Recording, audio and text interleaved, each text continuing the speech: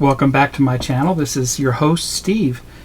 Up next is the Vampirella from X Plus model kit, and this is the second version of the Vampirella that they have actually released. I received my copy last week from Cult TV Man, so check out Steve over at culttvmanshop.com for all the latest model kits that are out there, and I usually get most of my kits from him, and he's very fast at his shipping. So anyway, here she is, big box, the Aurora style boxing here, and I really am digging these kits. So let me open this up and we will get a real close look and do a review of this the SMKR way.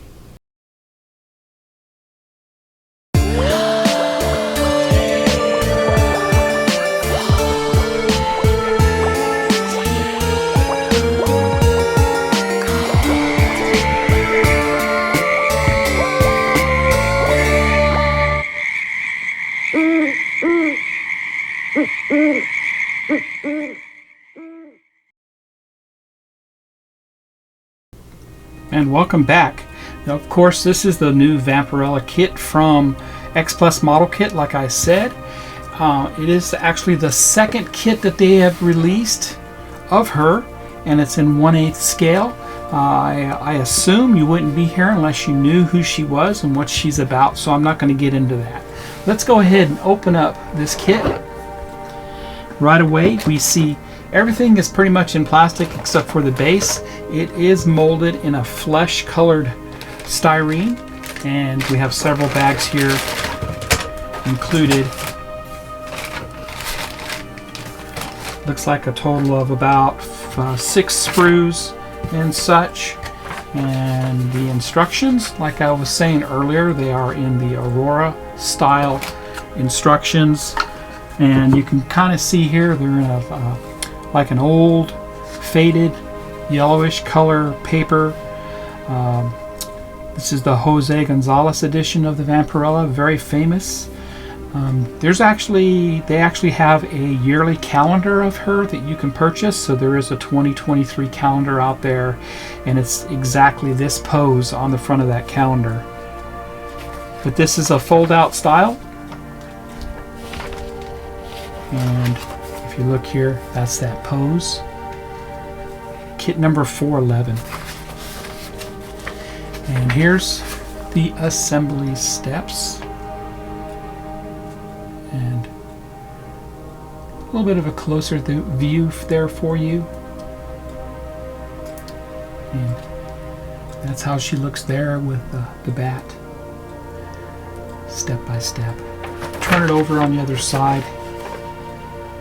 And very nice there. Pro tips.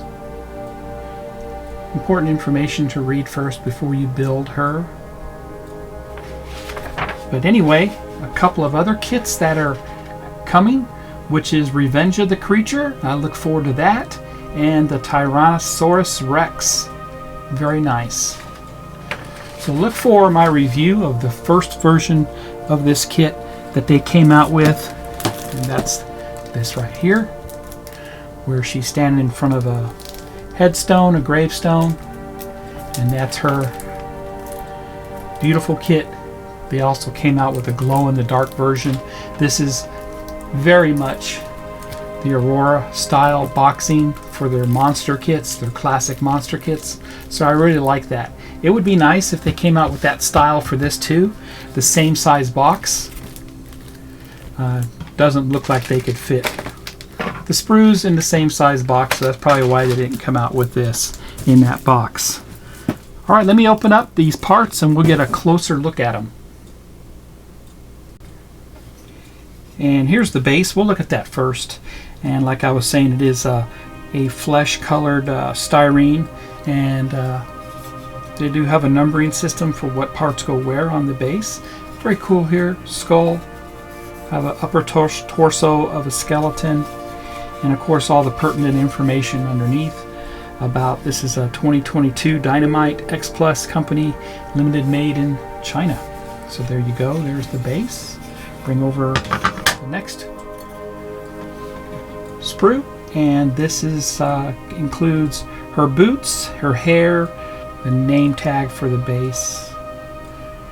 Let's get a closer look. There you go. That's very nice there. And just looking to see how the sprues are attached in this case. I don't see no issues there with how they're attached, which is nice. They are smaller, not your typical Aurora style where they're really large, so these would be easily snipped off the tree. They are undergated though, just like before. Now I'm not complaining about the undergating, it's just they take a little extra work, especially around where there's a seam, and you gotta cut that. Now if you've watched my video for the Metropolis Maria, I actually show you how to correctly repair that. And what I do is I cut it off with my snippers, and then I use a metal file to file that down, because you're going to have to do a couple cuts just to get that undergating off. Okay.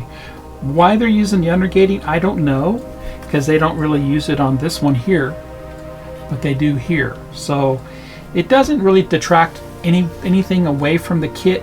It just takes a little more care in getting your parts ready for assembly. So there's her boots. Very nice. Of course, close up of her hair. And it's nice that the hair is separate, right? That way you can paint the face without the hair being in the way. Next we have the bat. And the bat is very cool, very dynamic. It looks like he's in flight. He's going to be landing on our hand. And you know, the detail for the bat is soft, I would say. No undergating going along with the bat, so that's going to be an easy cleanup for that. But I do like all the ripples and the vein work within the wings. Those are very cool. Here's the next tree, and this contains all the skulls that are going to be placed on the base. Now, one of the skulls did fall off in the bag. That's typical of Aurora, but I think the reason why is because they are small attachment points for this. So these look good too. No undergating, and they're going to be easy cleanup. Let's get a closer look. And there you go. That's very cool. And the rest of them.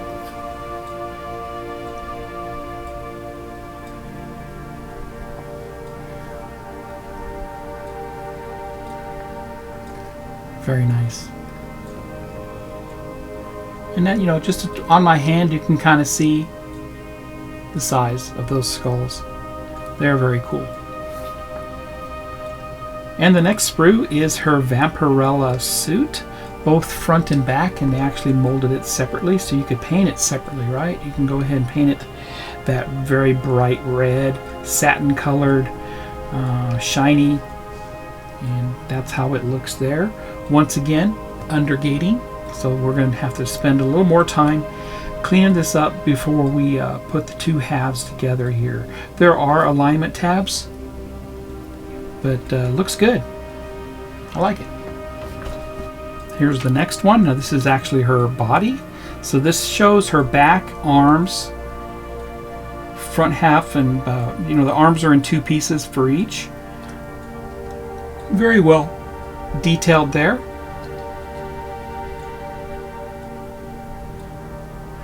Once again, just a little bit of undergating, but not bad. There's one there on the end, but the rest is your typical attachments for sprues. There's a little bit of undergate there too. As far as undergating goes, do you guys prefer it that way? And let me know in the comments if you prefer having the undergating versus just the regular attachments here. I don't prefer the undergating. To me, the undergating is great for plated parts, you know, chrome plated parts, or you know, I know with the second version of the Metropolis, it's actually plated, and that's why I kind of I understood that the first version of the Metropolis wasn't plated, but it was ready for that because it was all the parts were undergated. So in this case, there's no plating going on here, so I don't understand why they're doing the undergating. Maybe it's just a new thing that they're doing out of China. I don't know. Here's the front half of her torso, and they're making it G-rated as far as her anatomy, which is fine by me because it's normally covered by her suit that she wears. So this would all be in flesh tones, except for the little eagle on the front. That's going to be gold. But the head sculpt is very nice, and once again undergated with the parts here, so they're going to need a little extra cleanup in this case. Let's get a closer look at her head sculpt. And very nice. They actually give you her eyelashes also. Her eyes are just slits though, so that's going to be a little bit of a challenge to paint her eyes. You may want to use some decals for this.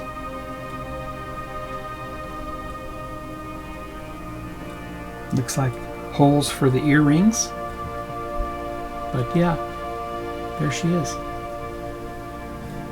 Here's the backside. And you can see some of the undergating right there at the seam. Okay. Same with her head. Okay, so a little cleanup will be required there. Her right hand being on the left, and her left hand that holds the bat on the left. So they sculpted her thumb separately, and I think that's because the way it's molded. There's no slide molding going on here with any of these parts. So there's the other side. And you can see the thumb is separate. That would be the one that holds the bat. And that's her other hand on the other side. I like it though. We have the nails. Very easy cleanup here. Seams. Very little seam work will be required here. Look, just a little bit of sanding if you want to get rid of those seams.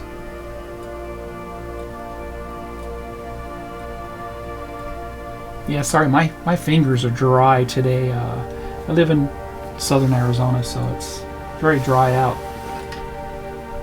And here's the last tree, which is her legs and the back of the head and her earrings. But once again, the legs are in front and back halves. And of course, the back part of her head. Looks like her bracelet there too.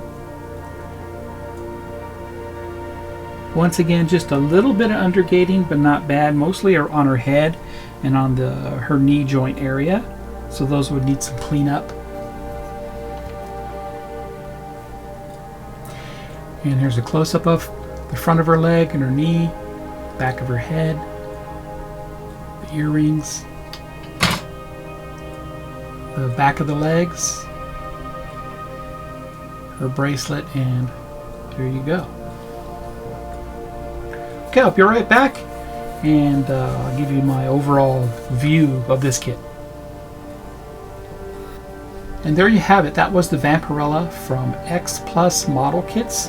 Like I was saying, this is the second version of their Vampirella, and this is in 1/8 scale. It's a wonderful kit. Retails for around $60 US. And do I think it's worth it? You bet. I think it's well worth it. This is the iconic pose from Jose Gonzalez and from his art, and it's a wonderful, wonderful figure. I'm really glad they came out with it. Thank you again, and happy modeling, everybody, and take care.